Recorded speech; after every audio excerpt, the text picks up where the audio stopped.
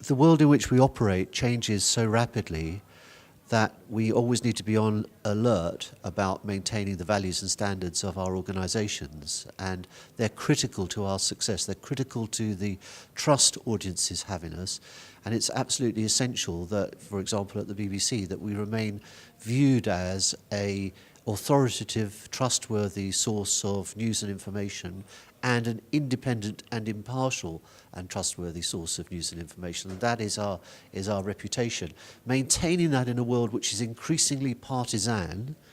in which news organizations around the world have become increasingly partisan. I mean, looking at the United States of America, for example, is more and more of a challenge, because there is a danger that people get sucked in that direction and take a political stance. And in the BBC's case, that would be disastrous for the trust that audiences have in us. So achieving accuracy, impartiality in our output is a very difficult thing to do, and we don't always do it properly, we don't always succeed. But aiming and aspiring to that and being trusted by our audiences to do that is absolutely critical to the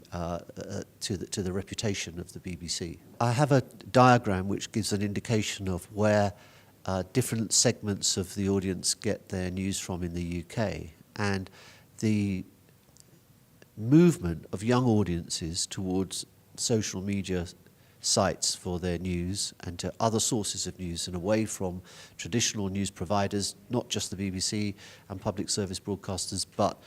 newspapers and so on and so forth, is extremely worrying because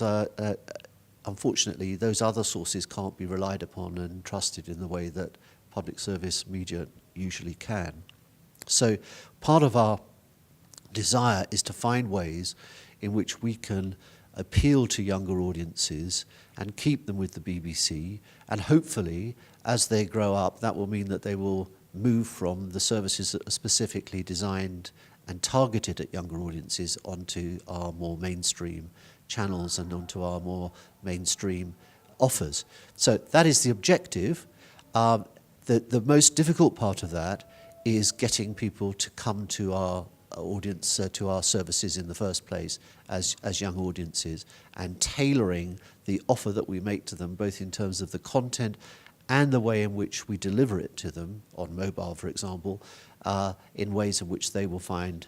useful and accessible. So that is a massive challenge for the BBC and for most public service broadcasters across the world. The youth online channel BBC Three produces a whole lot of bespoke current affairs and news items, some of it in short form, some of it longer form, some of it presented by young new talent, but it also does drama. And some of the things that it's approached, a series called Murdered by My Father, Brother, Sister, whoever it has been, looking at the sort of cultural origins of some of these things in our society, have been incredibly popular, large audiences, but also have garnered a lot of awards as well. So the BBC Three online offer is beginning to come of age, not just in terms of attracting more audience, but also in gaining the respect of its peers in the broadcast industry.